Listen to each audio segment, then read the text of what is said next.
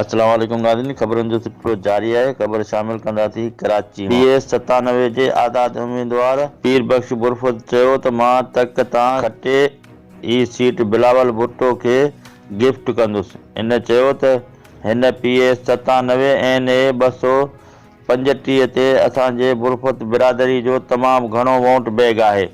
हिन चयो त हिन तक में कमो पेश 15 खां वधीक असांजे बिरादरी जा वॾा वॾा ॻोठ आहिनि ऐं असांजे बिरादरी मूंखे हितां जे अवाम समेत पंहिंजे बिरादरी जे सपोर्ट आहे। हिन तक में 80% वोट असांजे बिरादरी जो आहे। उन्हनि ई मूंखे बीहारियो आहे। हिन चयो त पीपल्स पार्टी जे मरकज़ी क़यादत खे इन मसइले जो नोटिस वठणु घुरिजे। असां नज़रियाती कारकुननि खे मक़ामी अॻवाननि दीवार सां लॻाइण जी कोशिशि कई आहे।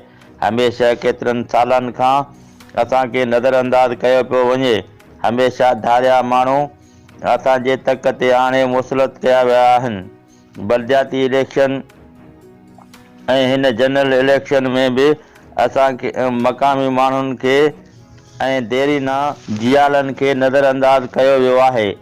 हिन चयो त असांखे PP जे मक़ामी क़यादत तंज़ीमी उहिदनि खां वठी इलेक्शन में ईअं नज़रअंदाज़ कयो आहे। हिन चयो त मां PP चेयरमैन समेत मरकज़ी क़यादत खां मुतालबो थो करियां त PS97 NA 235 जे फ़ैसिले ते नज़रसानी करे हिन टिकेटनि जे विर्छ जो नोटिस वरितो वञे।